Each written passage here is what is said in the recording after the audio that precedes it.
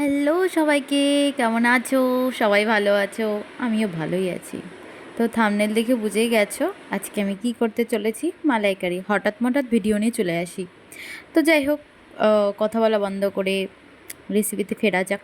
জানি সবাই জানো, তবুও আমি করছি, তাই জন্যই তোমাদেরকে একটু শেয়ার করছি তোমাদের কাছে। ওকে, চলো। তো এখানেই বলে দিই প্রথমে, আমি একাই বাড়িতে আছি, তাই অল্প চিংড়ি মাছ ছিল ফ্রিজে, তো সেগুলোকেই আজকে ভাবলাম মালাইকারি করা যাক।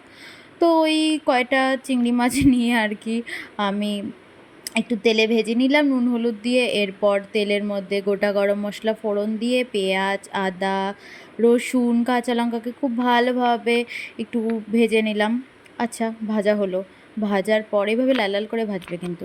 ভাজার পর আমরা এতে চার মগজ, কাজু, পোস্ত, আর কি দেখেছো ভুলেই গেছি।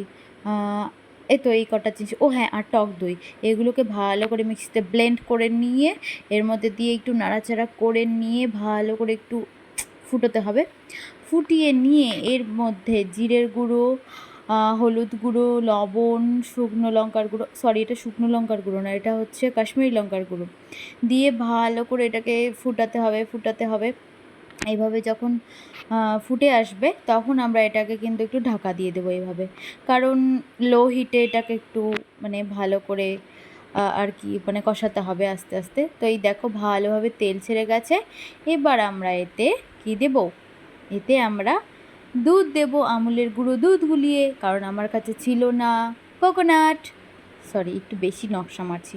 যাই হোক, নারকেলের দুধ ছিল না বা নারকেলও ছিল না, কিনতে যাওয়ার কেউ ছিল না, তাই আমি ওই আমুলের গুঁড়ো দুধ দিয়ে গুলিয়ে নিয়ে দিয়ে দিয়েছি। ওটাকে একটু ফুটিয়ে নিয়ে তারপরে চিংড়ি মাছগুলোকে এইভাবে একটু নাড়াচাড়া করে নিয়ে, মানে কড়াইয়ে দিয়ে ভালোভাবে নাড়াচাড়া করে নিয়ে, ও হ্যাঁ সরি, আমি কিন্তু মিষ্টিও দিয়েছিলাম, মানে একটু হালকা চিনি দিয়েছিলাম, ভুলে গেছি। দিয়ে ভালো করে নাড়াচাড়া করে লাস্টে একটু গরম মশলা, একটুখানি ঘি দিয়েছি আমি, দিয়ে ভালোভাবে ফুটিয়ে নিয়ে তো চলো রেডি হয়ে গেল আমার চিংড়ি মাছের মালাইকারি। হেব্বি হয়েছিল।